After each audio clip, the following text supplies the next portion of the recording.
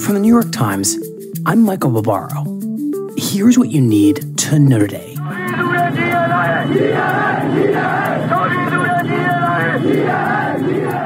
Hundreds of thousands of people marched in cities and towns across Myanmar over the weekend in protest of the military's takeover of the country's government.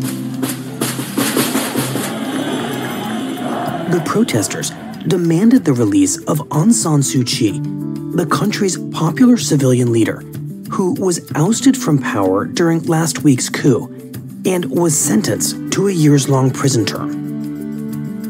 And new research, which analyzed 500,000 coronavirus tests, has found that the British variant of the virus is spreading rapidly across the U.S., doubling every 10 days. Health experts have warned that the new, more contagious variant could become the predominant version of the virus in the U.S., and the new research confirms that prediction.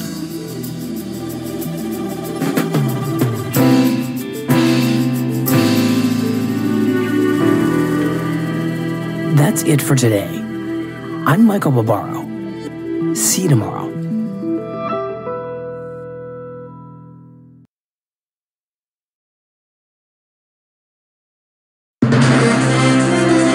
This is AP News. I'm Rita Foley.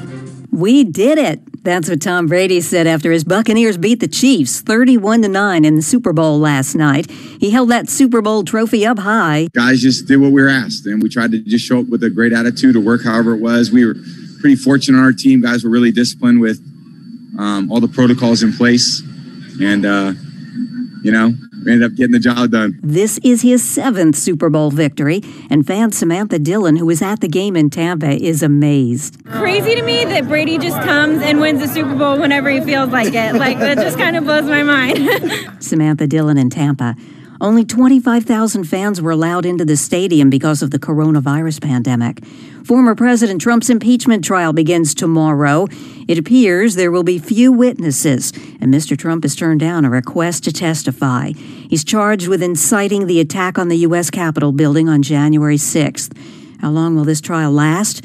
The AP's Julie Pace. Both sides want to have a full airing of their case. They also want this to wrap up rather quickly. So I think you're going to see this last several days, perhaps up to 2 weeks. And you're going to see Democrats, I think, really try to bring back some of those searing moments from the 6th. Chicago's mayor says there's a preliminary agreement with the teachers union over COVID-19 safety protocols. Under this proposal, teachers and students in pre-K and special ed would return in the first wave starting Thursday.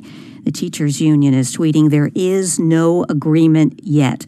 At least 18 people are dead, 165 missing in northern India after part of a Himalayan glacier broke off and sent a wall of water and debris rushing down a mountain.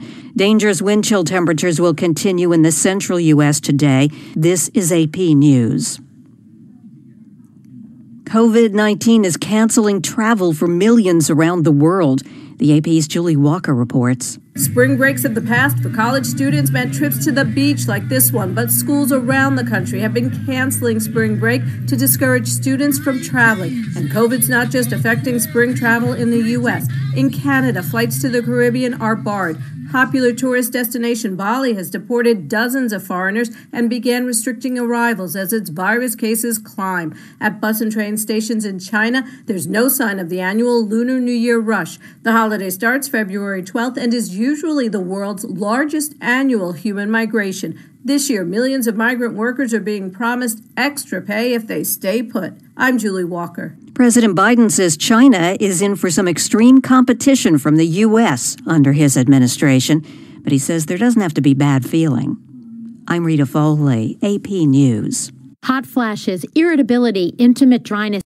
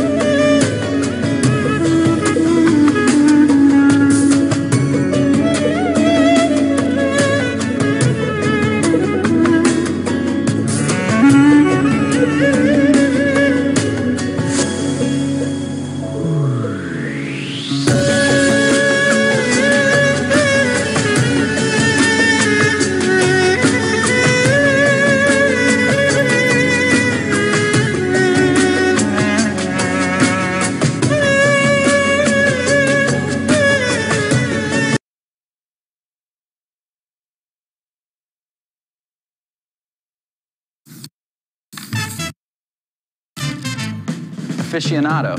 I'm a fashionista.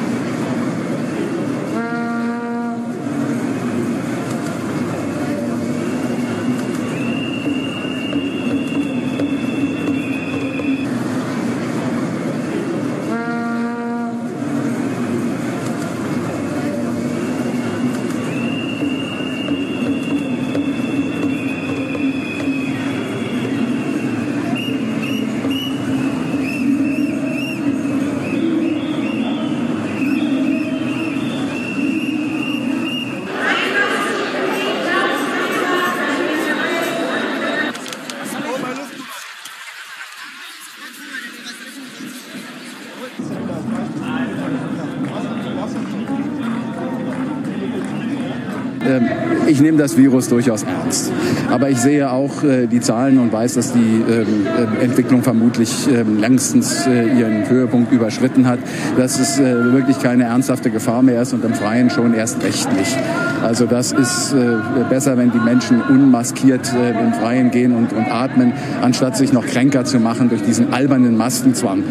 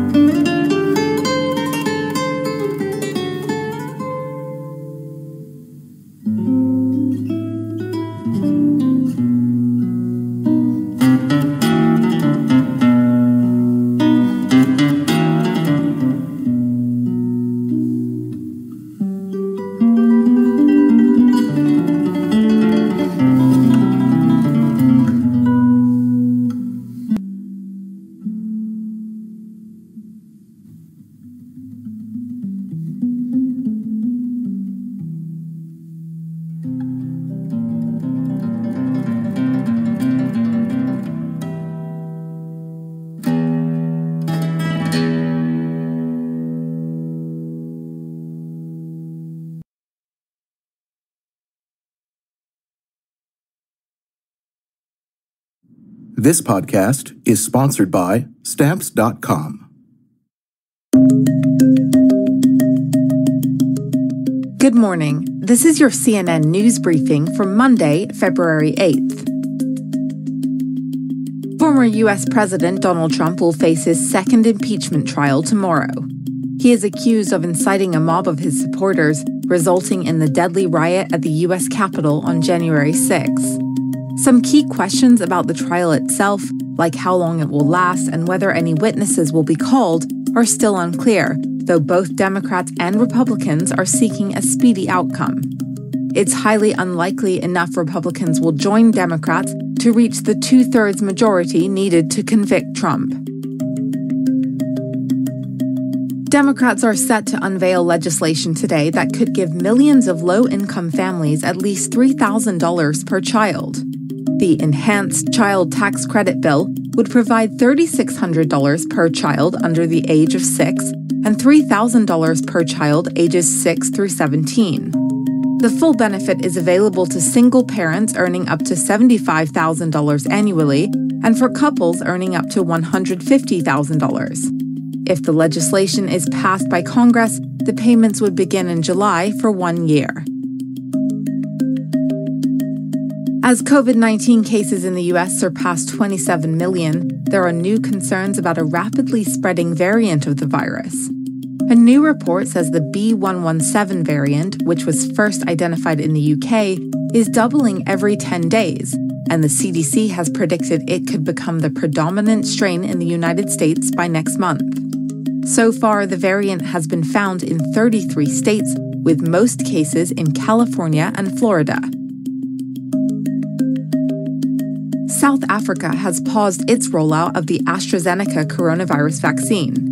It comes after a study showed it offered minimal protection against mild and moderate infections from the variant first detected in the country. Officials say the rollout will be suspended while they figure out the best way forward.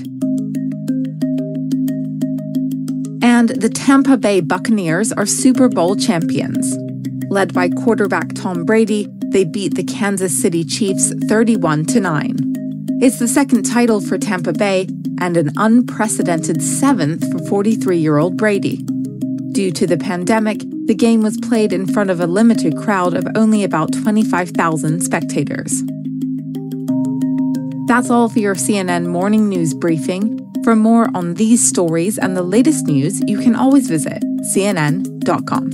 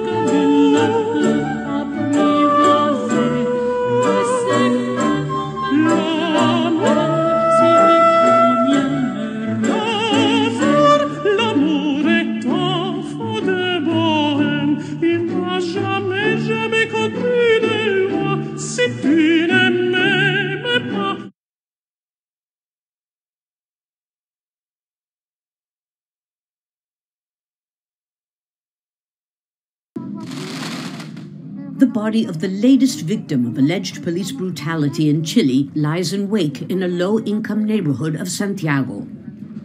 27-year-old Francisco Martinez Romero was a juggler, a street artist who traveled around South America, but who met his end in a small lakeside town in his home country. Since he was a child, he loved using his hands juggling. He was an artist who never hurt anyone and who used harmless tin swords for his act. Martinez was shot dead after he charged a policeman who had first fired 2 warning shots at him during an argument over a routine identity check. It's unleashed a new wave of outrage and vandalism from southern Chile to the capital. While his body lay in wake, street artists paid homage to Martinez. A delegation of indigenous Mapuches received special applause. To kill Francisco in broad daylight in front of a crowd of people is not an isolated incident. It's part of the police's modus operandi. In what appears to be a coincidence, Martinez's family says the victim was the uncle of a 16-year-old protester who was nearly killed last October when a policeman threw him over a bridge into an almost dry river. As then, the government has asked police for an exhaustive and quick investigation into the incident. People have been arriving all day from all over the capital, not just to express their condolences to the family, but also their determination to continue demonstrating until there is justice. But given that the policeman who fired the 5 shots is insisting it was in self-defense, there's no guarantee at this stage that there will be the verdict that all the people here are demanding. Human rights monitors say only a fraction of the hundreds of officers accused of abuses have been tried and sentenced. And guilty or not, this killing has only added more fuel to the ongoing social unrest in Chile, often inflamed by allegations of police brutality. Lucia Newman, Al Jazeera, Santiago.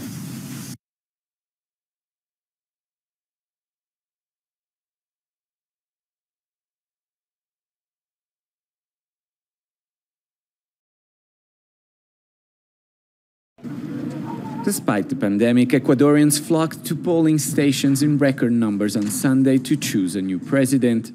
Early results indicate 36-year-old socialist economist Andrés Arauz is the front-runner with more than 31% of the vote, but he won't be able to avoid a runoff in April. Even though the final results are yet to be announced, Arauz claimed victory minutes after the polls closed. We need the Ecuadorian people to have solutions now. There are many changes that must be made urgently, and we're ready to work for our country, to work for our homeland after this resounding victory that the Ecuadorian people have given us. But his main rival, conservative ex-banker Guillermo Lasso, who is running on a free market platform, insists the contest is far from over.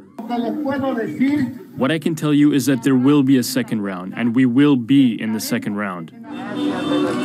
Another candidate, ecologist Yacu Perez, who offers a middle ground between populist socialism and a mainstream free market economy, could also end up a surprise second after an unexpected strong result. The vote was largely seen as a referendum on the government's handling of an economic crisis that sparked violent protest in 2019. Arauz, mostly unknown to Ecuadorians, was handpicked by former President Rafael Correa, which immediately pushed him to the front of the fields of candidates. Despite Correa being in exile in Belgium, where he moved before an Ecuadorian court sentenced him to 8 years in prison for corruption, his political influence still looms large and deeply divides Ecuadorians. There's concern and tension, fear of being infected with the virus, and the instability we're experiencing in the country. I'm worried about the candidate that will be elected. Arauz is promising, if elected, to make $1 billion in direct cash payments to families affected by the pandemic and a return to the socialist policies promoted by his mentor. What most analysts agree on is that whoever wins will have to prove he can offer real solutions to a country on edge. Alessandro Ampietti, Al Jazeera.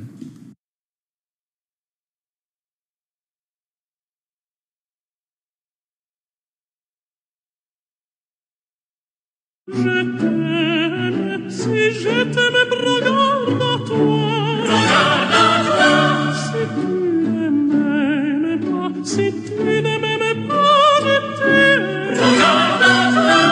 Mais si je t'aime, si je t'aime, regarde à toi. L'amour est enfant de bonheur, il n'a jamais, jamais connu la loi. Si tu ne m'aimes pas, je t'aime. Si je t'aime, regarde à toi, regarde à toi.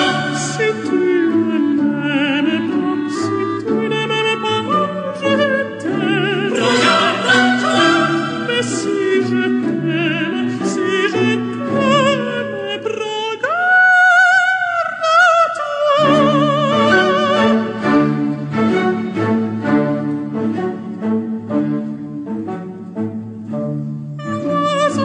Tu croyais surprendre, bat-il l'aile, s'envola. L'amour est loin, tu peux l'attendre, tu ne l'attends plus, il est là. Tout autour de toi, vite, vite, il vient s'en va, puis il revient. Tu crois le tenir, il te vite, tu crois le vite, il te tient. Autour de toi, vite, vite, il vient s'en va, puis il revient. Tu crois le tenir en route, tu crois le vite, l'amour est enfant de bohème, il n'a jamais, jamais connu les lois. Si tu ne m'aimes pas, je t'aime. Si je t'aime, regarde à toi. Si tu ne m'aimes pas, si tu ne m'aimes pas, je t'aime. Regarde à toi. Mais si je t'aime, si je t'aime, regarde à toi. L'amour est enfant de bonheur, il n'a jamais, jamais connu de loi. Si tu ne m'aimes pas, je t'aime. Si je t'aime, regarde à toi. Regarde à toi. Si tu ne m'aimes pas, si tu ne m'aimes pas, je t'aime. Regarde à toi. Mais si je t'aime, si je t'aime, regarde à toi.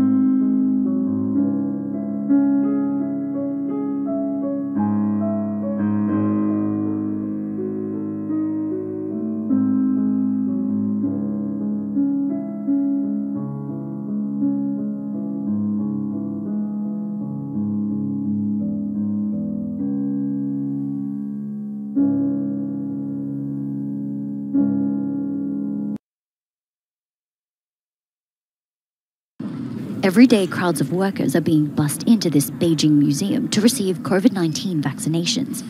The Chinese government aims to vaccinate 50 million people by the middle of this month.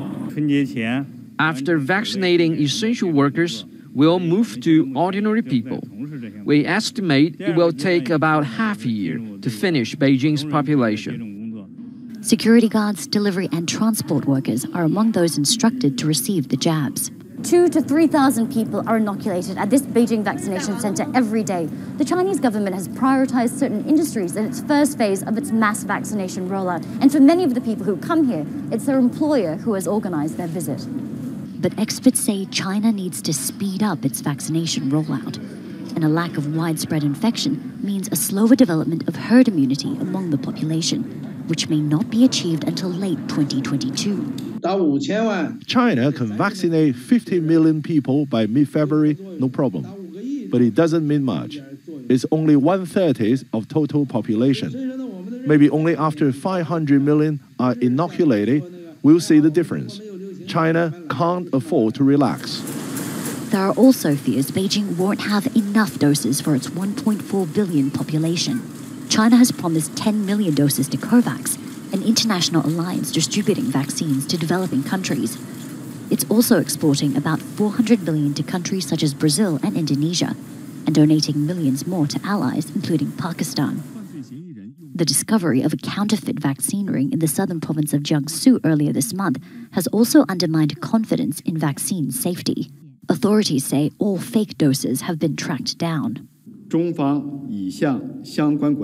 The Chinese government attaches great importance to safeguarding the security of the vaccines and will continue to crack down on vaccine-related crimes. The government is also under pressure to roll out vaccines ahead of the National People's Congress, the nation's largest leaders gathering in March, and preparations for the 2022 Winter Olympics. Beijing has high hopes both the Olympics and its vaccines will help improve its international image in the wake of the pandemic.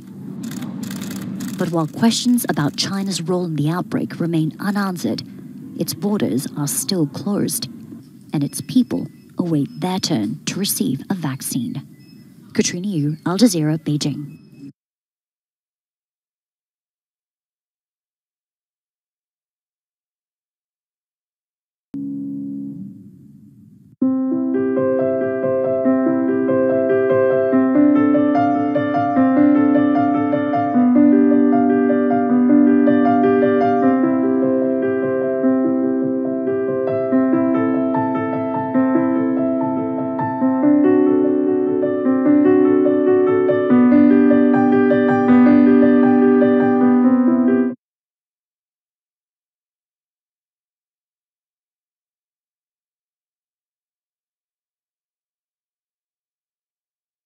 Let's have a look at the day's newspapers. Erin Agunke is joining us here on set. Erin, you're starting with that press coverage of the ongoing protests in Myanmar against the coup d'etat. Yeah, that's right, Stuart. Tens of thousands of protesters took to the streets over the weekend in what's been described by the local paper, the Irrawaddy, as the largest protest in over a decade.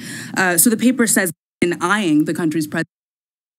The coverage of Haiti, the government there describing a failed coup d'etat. That's right. Well, I'll start with the Haitian paper, Le Nouvelliste.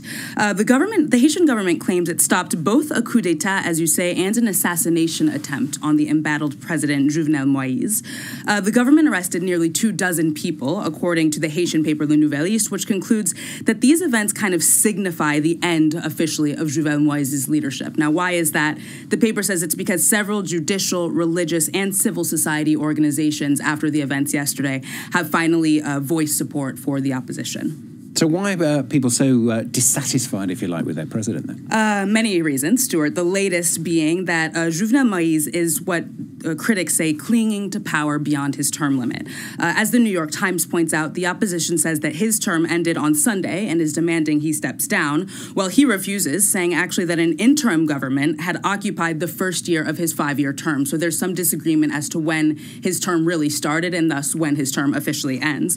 But that set off a constitutional crisis, and that comes up on top of two other major crises, Stuart.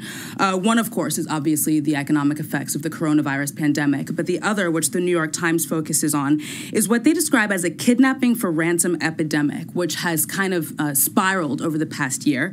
And it's gangs that essentially are kidnapping anybody demanding cash, no matter how poor. And that is something that has increased over the past year. Now, these compounded issues have put Haiti essentially on the verge of explosion. The American paper concluding that this political uncertainty has sowed feelings of dread. And of course, there's this fear that these demonstrations are going to plunge the country into long-term political unrest. Let's change gear. We're going to talk now about the Israeli press reaction to the major ICC announcement over the weekend. Yeah, that's right. So as a reminder, on Friday, the International Criminal Court extended its jurisdiction to lands that Israel has occupied since the 1967 war, namely the West Bank and the Gaza Strip. Now, this decision, of course, opens the door for investigations into claims that war crimes were committed in these occupied territories, probes that could target both Israel and Hamas.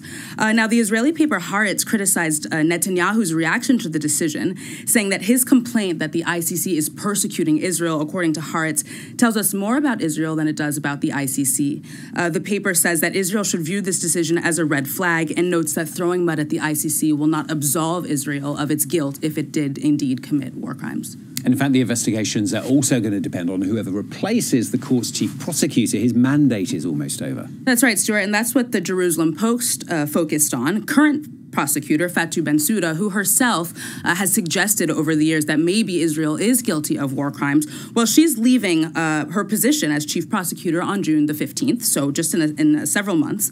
As this article points out, it will be then her successor who will decide Israel's fate. The paper does, however, note that for now her successor hasn't been chosen. There's no really idea of who that could be. The paper simply concluding that obviously any candidate who seeks to prove that the ICC is willing to take on anybody, no matter how big, Israel, the United States, will be viewed as a problem for the Israeli government.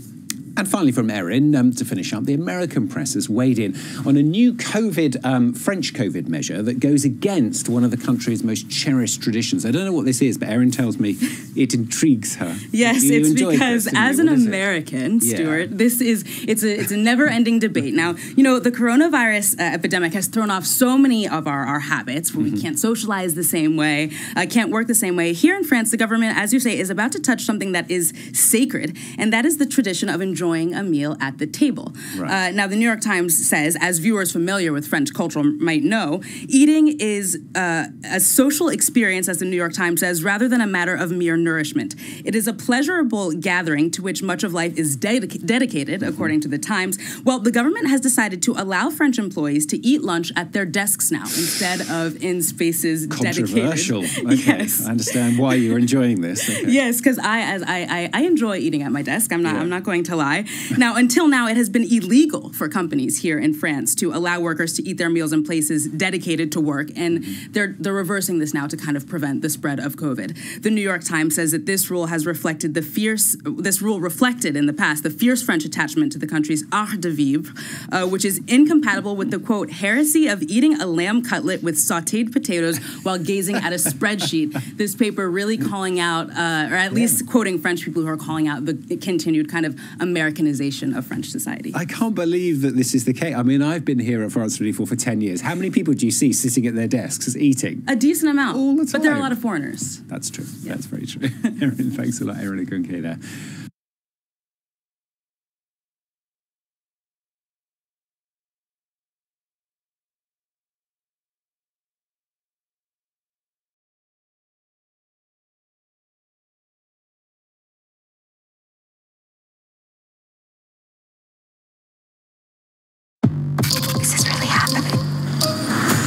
I think a few months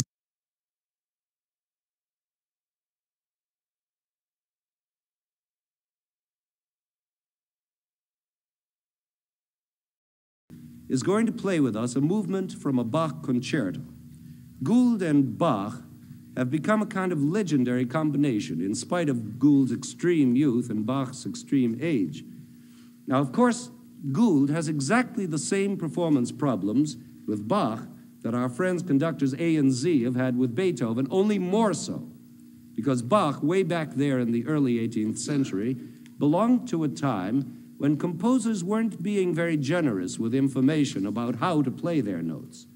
Just look at this first page from the D minor concerto we're going to hear.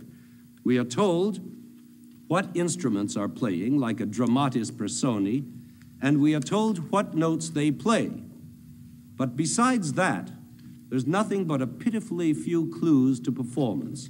Allegro, fast, piano, soft, and a few signs making certain notes short or smooth. Then look at this page later on in the same work. Nothing at all but the notes. Not a word about performance, not a sign of phrasing or dynamics or accents. Now, does it mean that this whole passage is to be played with no dynamic variety at all, just as it appears on the page, like this?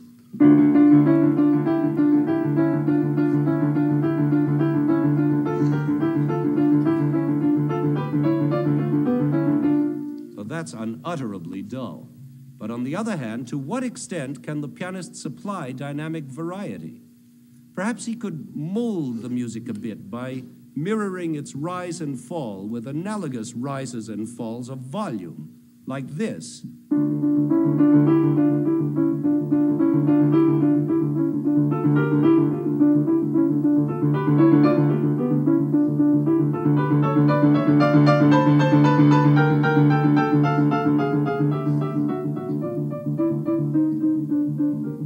Well, that might be one way of solving the puzzle, but there are countless other ways, and I'm sure Mr. Gould's way will undoubtedly be different, based on his own judgments, instincts, and highly individual personality. The problem is almost exactly like interpreting a page of Shakespeare, who was equally uninformative. Only look at Hamlet.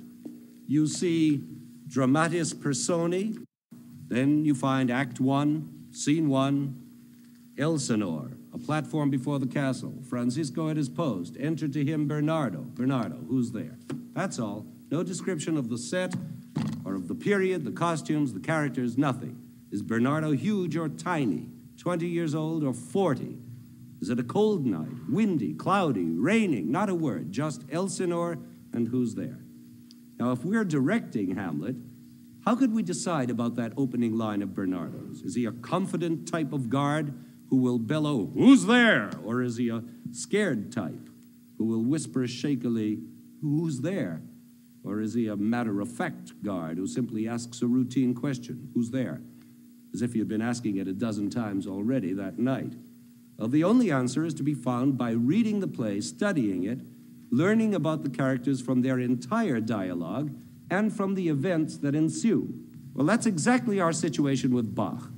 In order to decide on a general approach to these taciturn pages of black notes, we must study the whole work, get to know its insides, and then draw our conclusions.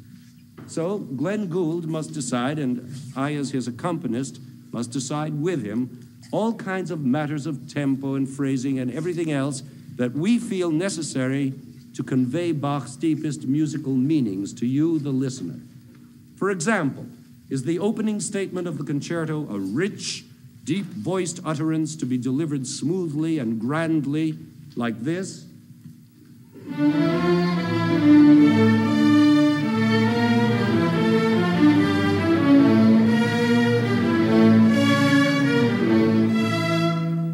Or is it a highly inflected utterance, a sequence of short, separate little phrases which, strung together, might make a more varied and interesting sentence, like this?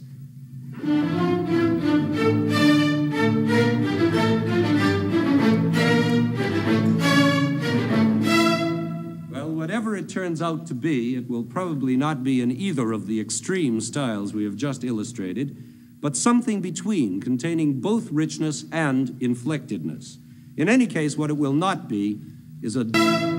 Well, whatever it turns out to be, it will probably not be in either of the extreme styles we have just illustrated, but something between, containing both richness and inflectedness. In any case, what it will not be is a dull, literal playing of the notes, if I know Mr. Gould. Storm Darcy, dubbed in the UK as the Beast from the East Part 2, has left much of the east of England blanketed in snow. The storm has been caused by cold air making its way across from Russia and Eastern Europe, conditions last seen 3 years ago. There's been disruption to travel, and dangerous road conditions have forced some vaccination centres to close unexpectedly. I was due in this afternoon at 4:30, and I just took the risk because the weather was getting so bad that I thought, well, right, that's it, I'm coming in. In Germany, treacherous road conditions over the last 24 hours have led to hundreds of vehicle crashes. Police said 28 people had been injured on icy roads. The German Weather Service urged people to stay at home, and the authorities brought homeless people into warm shelters amid the sub-freezing temperatures. Strong gusts of wind and snow are making the roads slippery. The motorway maintenance authority is doing its best to somehow keep the lanes clear. However, it's advisable to cancel any journeys if they're not absolutely necessary. Rainy weather in France has exacerbated major flooding across large swathes of the country. Hundreds of residents living near rivers have had to be evacuated from their homes amid ongoing levels of high alert. In Paris, the River Seine continues to rise. The Soif statue at the Pont de l'Alma is a popular but imprecise indicator of flooding and is partially submerged. And the Netherlands was also hit by wintry weather. It saw its first snowstorm in a decade. The government was forced to cancel a weekly crisis meeting to discuss the coronavirus pandemic. Rail and air travel were badly affected, and the Dutch Meteorological Office raised its weather warning to code red for the whole country. But some made the best of the bad weather. Evelyn Laverick, Euronews. Well, first of all, let me just say that I'm going to be referring to this weather as the flockdown from now on, because that's what it's called here in German. It's obviously a play on the words lockdown and flocken, Schneeflocken, which is the German word for snowflakes. So this is the flockdown that we have at the moment here in Germany. Now, as you can see around me here in Berlin, it's not that bad. It's actually kind of pleasant at the moment. Earlier today, this morning, there was snowing heavily, and it's going to be snowing more later. But right now, it's okay.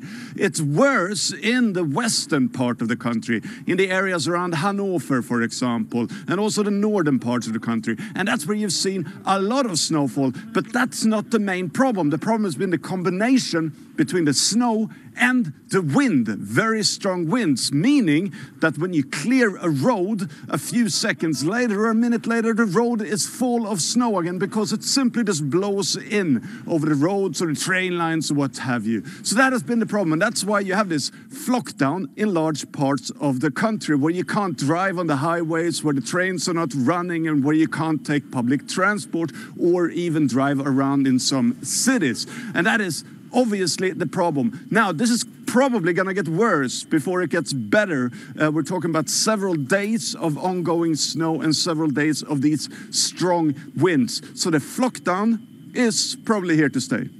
Well, there's obviously two parts to this. The first part is obviously people getting from their homes, and we're talking about elderly people to a certain degree, to the vaccination centers where they're going to get their jab on a specific time.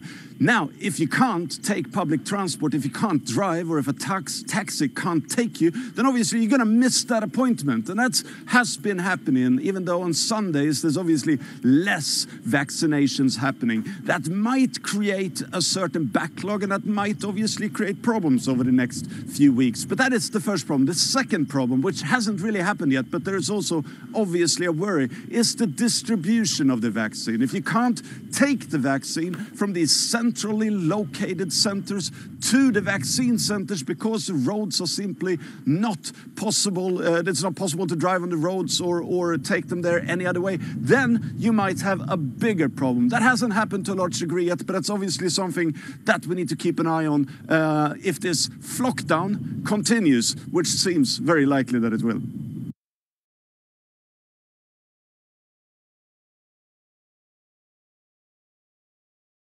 Inflectedness. In any case, what it will not be is a dull, literal playing of the notes, if I know Mr. Gould.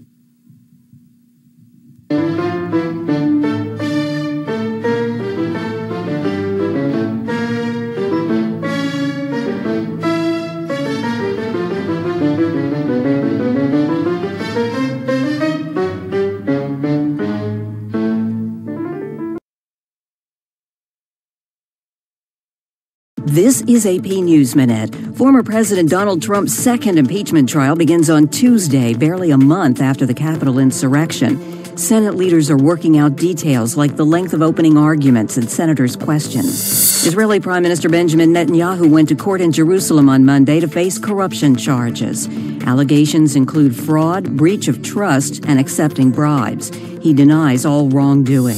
More than 2,000 personnel are searching for dozens of missing people after a disaster in northern India's Himalaya mountains. Part of a glacier broke off on Sunday, sending a massive wall of water rushing down a mountain, destroying a power plant and forcing villages to evacuate. And the Tampa Bay Buccaneers won the Super Bowl, beating the Kansas City Chiefs 31-9 in Tampa. About 25,000 fans attended, and many of them were vaccinated healthcare workers. Rita Foley, The Associated Press, with AP News Minute.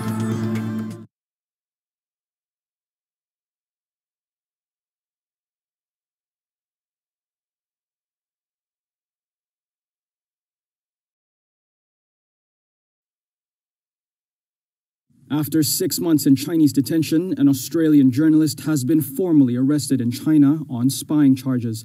That's according to Australian officials on Monday. Cheng Lei was a high-profile TV anchor working in Beijing at China's state-owned news channel CGTN. But she was detained last August on suspicion of illegally supplying state secrets overseas. Australian Foreign Minister Marise Payne said officials had visited Lei 6 times since then. On Friday evening, the Australian government was informed by Chinese authorities through our embassy in Beijing that Australian citizen Cheng Lei has now been formally arrested on suspicion of illegally supplying state secrets overseas. We will stay in close touch with the Chinese authorities as that progresses and, as I said, provide all possible support. Lei's arrest comes after a year of worsening relations between China and Australia. Australia had lobbied for an international investigation into the source of the ongoing coronavirus pandemic. Afterward, Beijing slapped tariffs on a number of Australian goods, like wine. Following Lei's detention, 2 Australian foreign correspondents in China were flown back home. Their departure left Australian media without any correspondents in China for the first time in decades. So in Shanghai here, for example,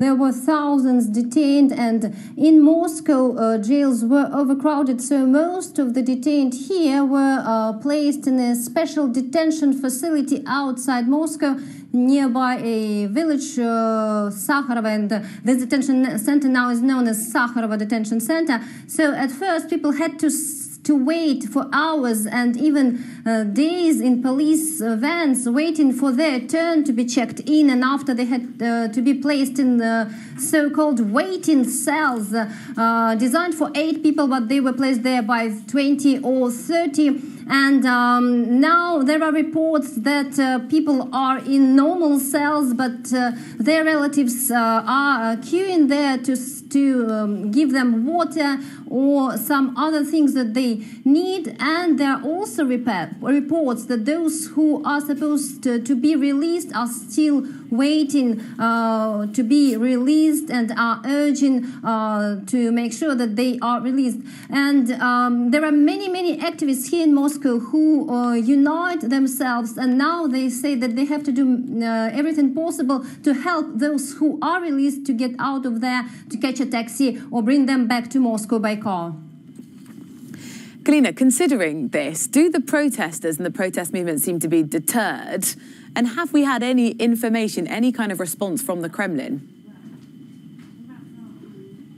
Well, actually, the Kremlin said that all what has happened was, let's say, the responsibility of those who took part in illegal protests. Journalists asked the Kremlin spokesperson Dmitry Peskov if we could talk about repressions in Russia, and he said that there were no repressions at all, that the system was just not ready for such a big number of detained, and that everything was under control. And he repeated that those who took part in illegal actions, those are the responsible for what is happening right now. We know that there will be no more protests. The only person from Navalny's headquarters, Leonid Volkov, who is not under house arrest or under arrest, who is in Berlin, said that protests will maybe take part in spring or summer, and that they want to prepare for the elections, parliamentary elections, and install the smart voting system.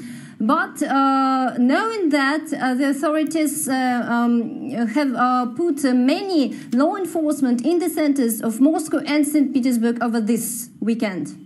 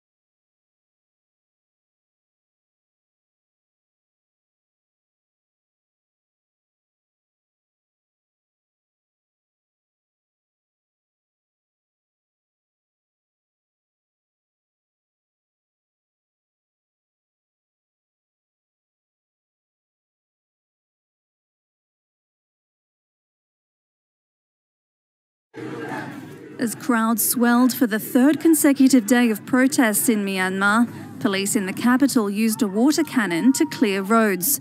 Marking 1 week since the army ousted democratically elected leader Aung San Suu Kyi, protesters renewed demands that she and other politicians be released. Meanwhile, doctors, some teachers and other government workers participated in a civil disobedience campaign.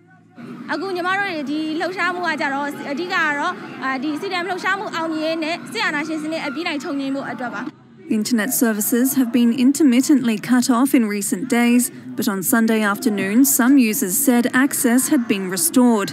The shutdown has raised concerns Myanmar could experience similar isolation to before it transitioned to democracy in 2011. Seeing shutdowns of the internet is a very alarming sign. This is a military that has carried itself with impunity over the years, and we're very worried about the possibility of a broader human rights crackdown than we've already seen. Suu Kyi, who has not been seen in public since Monday, is under house arrest, according to her lawyer. She faces charges of illegally importing 6 walkie-talkies. Since winning the Nobel Peace Prize in 1991 for campaigning for democracy, the 75-year-old has fallen from grace after defending Myanmar's military against allegations of genocide concerning the Rohingya Muslim minority.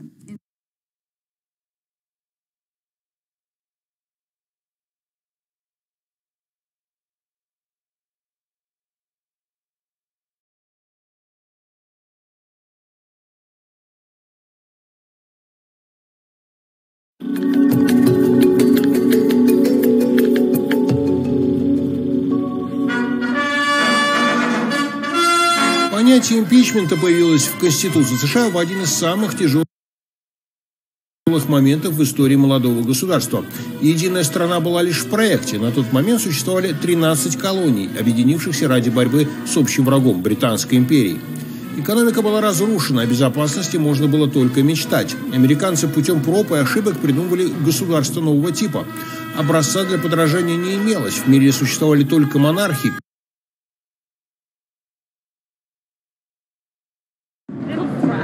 As the virus changes around the world, countries are having to modify their responses to the pandemic.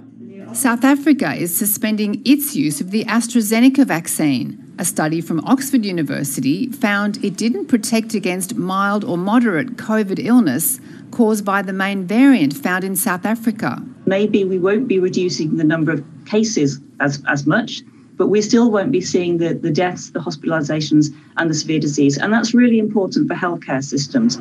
The AstraZeneca vaccine is likely to be approved in Australia soon. There is currently no evidence to indicate a reduction in the effectiveness of the AstraZeneca or Pfizer vaccines in preventing severe disease or death. Vaccines work by teaching the body to create antibodies that recognise the spike protein on the coronavirus.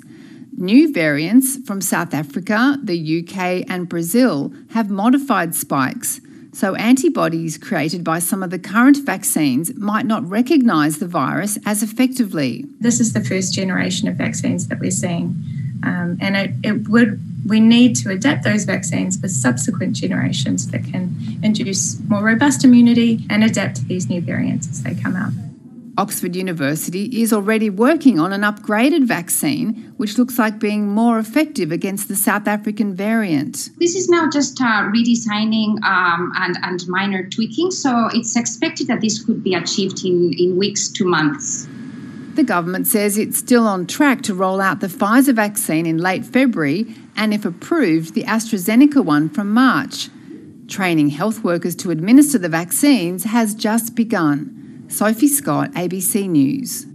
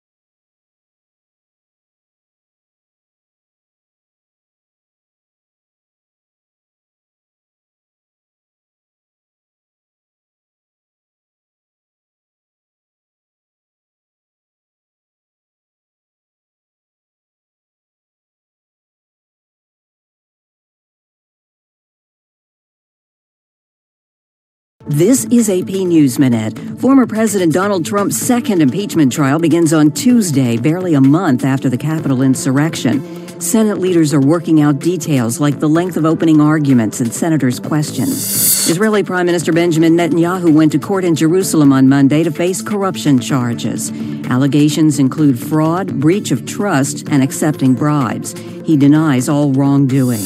More than 2,000 personnel are searching for dozens of missing people after a disaster in northern India's Himalaya mountains. Part of a glacier broke off on Sunday, sending a massive wall of water rushing down a mountain, destroying a power plant and forcing villages to evacuate. And the Tampa Bay Buccaneers won the Super Bowl, beating the Kansas City Chiefs 31-9 in Tampa. About 25,000 fans attended, and many of them were vaccinated healthcare workers. Rita Foley, The Associated Press, with AP News Minute.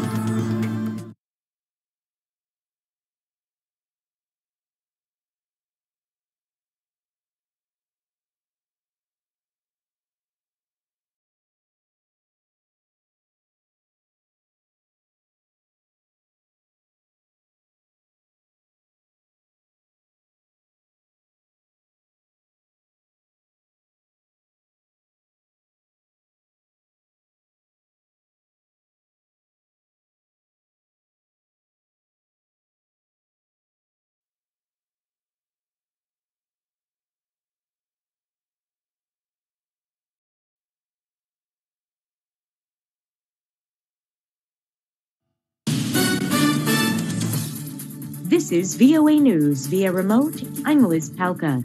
Britain's envoy said on Monday it had submitted a request for a special session of the UN Human Rights Council to address the crisis in Myanmar. The military seized power in the Southeast Asian nation a week ago.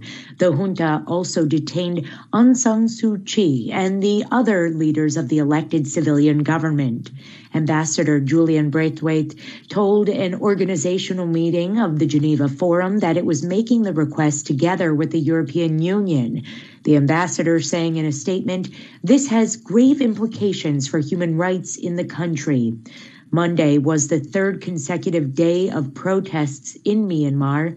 Tens of thousands of people jammed the major city streets, such as Naypyidaw, the city of Yangon, holding signs saying, "Save Myanmar, we want democracy," as well as photos of Suu Kyi. Police used water cannons to disperse protesters in Naypyidaw.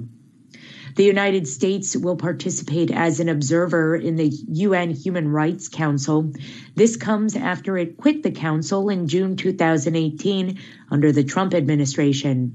Mark Kasayer, an envoy at the U.S. mission to the UN in Geneva, told a council organizational meeting, quote, "We do so knowing that the most effective way to reform and improve the council is to engage with it in a principled fashion." The Trump administration withdrew as a member of the 47-member state council in June 2018, accusing the forum of having a chronic anti-Israel bias. You can find more international headlines on voanews.com. And don't forget, you can always download the app. This is VOA News.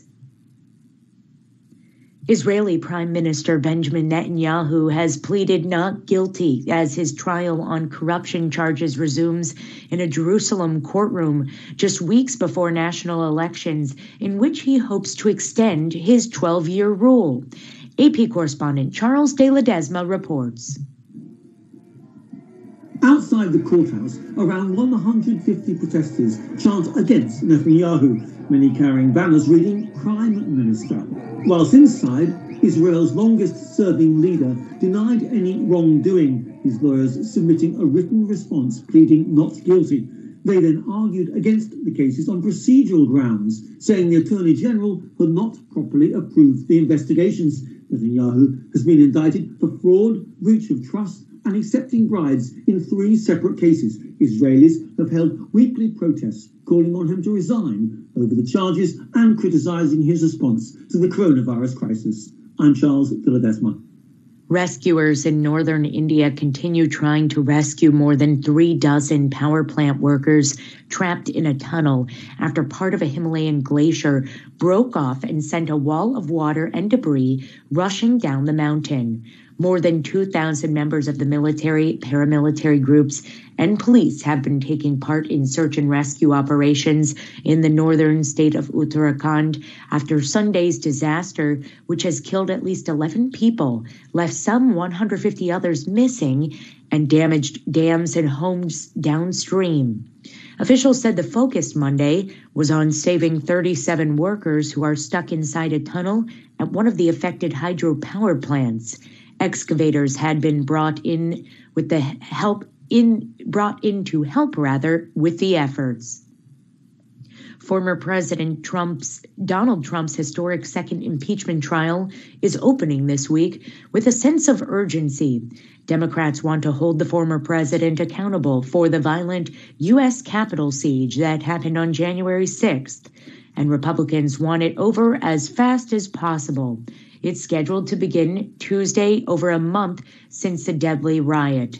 Senate leaders are still working out the details, but it appears there will be a few witnesses, and Trump has declined a request to testify. The House impeached him on January 13th on the charge of inciting insurrection.